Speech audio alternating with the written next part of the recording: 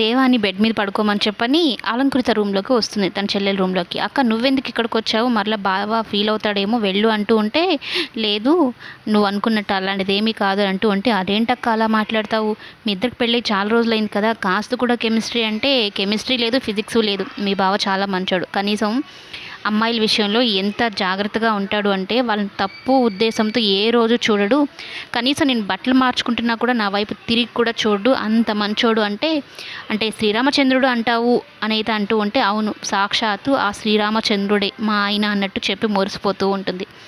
ఓవైపు దేవ కూడా మిథున గురించి ఆలోచిస్తూ ఉంటాడు. మిథున వాళ్ళ ఇంట్లో కింద పడుకుంది కాబట్టి తను కూడా కట్టిక నేల మీద పడుకుంటా అనమాట. అయితే మొత్తానికి నువ్వు లక్కీ అక్క, ఎప్పటికైనా మీ ఇద్దరి మధ్యన దూరం తొలగిపోయి మీ ఇద్దరు సంతోషంగా ఉండాలనేదే నా కోరిక కూడా అనేది చెప్పి పడుకుంటుంది.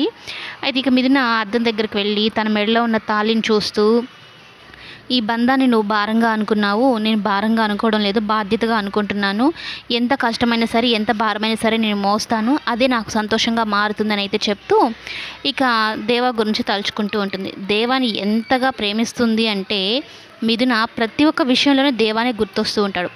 తాళిని చూస్తున్నా కూడా మిథునకి దేవానే గుర్తొస్తూ ఉంటాడనమాట. తన గుండెల మీద ఆ తాళిని వేసుకొని దేవాని తను ఎంతగా ఆరాధిస్తుందో ప్రేమిస్తుందో దేవాకి అర్థమయ్యేలాగా ప్రతి క్షణం చేస్తూ ఉంటుందన్నమాట.